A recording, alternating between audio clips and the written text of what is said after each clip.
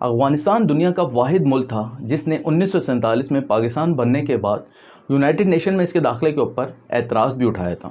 अफ़गानिस्तान ये समझता है ब्रिटिश गवर्नमेंट और उस वक्त के हिंदुस्तान के साथ तय पाने वाले इलाकाई जो एग्रीमेंट थे वो किसी भी तौर पर जायज़ नहीं थे, जिस वजह से अफ़गानिस्तान 1947 से 1973 तक वक्फे से पाकिस्तान के अंदर बलोच और पश्तून कौम परस्तों की हिमायत भी करता रहा था। यहाँ तक कि पश्तूनिस्तान के नाम से एक नई रियासत के क़याम का मुतालबा भी किया था। जुल्फ़िकार अली भुट्टो की हुकूमत में पाकिस्तान के दफ्तर ख़ारजा में एक अफ़गान शेल तश्कील दिया गया और इसे एक पॉलिसी भी असाइन की गई, जिसमें पाकिस्तान में मौजूद जिला वतन इस्लाम पसंदों के साथ ताल्लुकात को मजबूत करना और इन्हें बाइख्तियार बनाना शामिल था। अफ़गानिस्तान और पाकिस्तान के ताल्लुकात 4 दहाइयों से बहुत सख्त और कशीदा चले आ रहे हैं।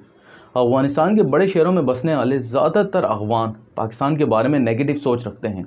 इनका मानना ये है कि पाकिस्तान गवर्नमेंट ने 1990 की दहाई में तालिबान और मुजाहिदीन की हिमायत की थी।